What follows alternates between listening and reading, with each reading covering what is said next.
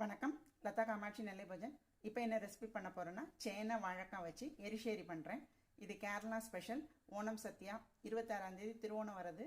நம்ம இன்றைக்கி ஆடி அமாவாசைக்கு நான் பண்ணுறதுனால இதை நான் ஷேர் பண்ணுறேன். எப்படி பண்ணுறதுங்கிறது ஒன்று ஒன்றா பார்ப்போம். சேனைக்கிழங்கு ஒரு 1/4 கிலோ, ஒரு வாழைக்காய். ஸ்டவ் ஆன் பண்ணி பாத்திரம் வச்சாச்சு. 2 டம்ளர் தண்ணி ஊற்றிருக்கிறேன்.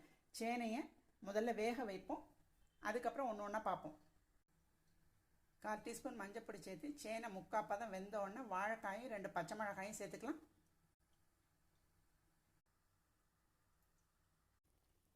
சேனைக்கிழங்கு 3/4 பதம் வெந்துடுது. இப்போ 2 பச்சை மிளகாயும் வாழைக்காயும் சேர்த்துக்கலாம். இது ஒரு 5 நிமிஷம் வேகட்டும். அப்புறம் உப்பு சேர்ப்போம். மூடி வச்சிடலாம்.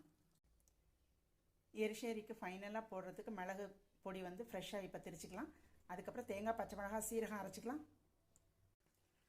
கடைசியாக தோறதுக்கு மிளகு பொடி நுணுக்கிட்டு வந்தாச்சு. மிளகு பொடி அப்பப்போ நுணுக்கி வச்சா எரிசேரி நல்லா சூப்பராக இருக்கும். இப்போ தேங்காய், பச்சை மிளகாய், சீரகம் அரைச்சி ஊற்றிக்கலாம். உப்பும் சேர்த்துக்கலாம். ரெண்டும் சேர்ந்து ஒரு 3/4 பதம் வெந்துடுது.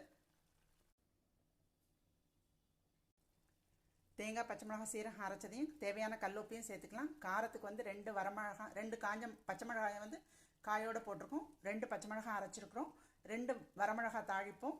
மிளகுத்தூள், அவ்வளோ. இதுதான் காரம். ஆனால் தேங்காயில் தான், தேங்காய் எண்ணெய் தான் இந்த எரிசேரி. எரிசேரி ரொம்ப திக்காகவும் இருக்கக்கூடாது, ரொம்ப தண்ணியாகவும் இருக்கக்கூடாது. கரெக்டாக இருக்கணும் எடுத்து சாப்பிட்றதுக்கு.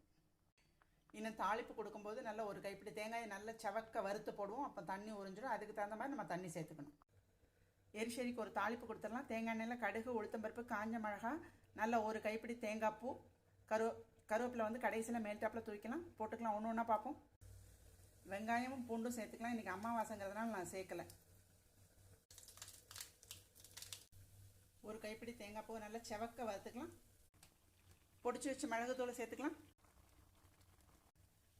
தேங்காயை நல்லா செவக்க வறுத்தாச்சு. தாளிப்பு கொடுத்துடலாம். இது தூக்கி எரிசேரியில் ஊற்றிடலாம்.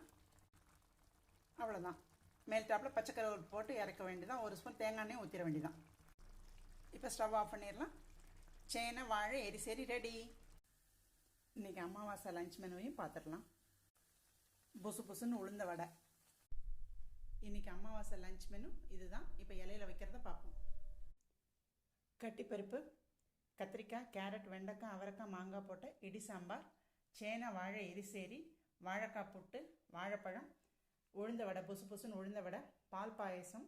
பால் பாயசம்னா பாலில் 3 டீஸ்பூன் அரிசியை நல்லா குழவா வேக வச்சுருக்கிறோம். 1.5 லிட்டர் பாலில். பப்படம், ரைஸு. இதுதான் இன்றைக்கி நம்ம வீட்டு அமாவாசை லஞ்ச் மெனு. பிடிச்சிருந்தால் லைக் பண்ணுங்கள், ஷேர் பண்ணுங்கள்.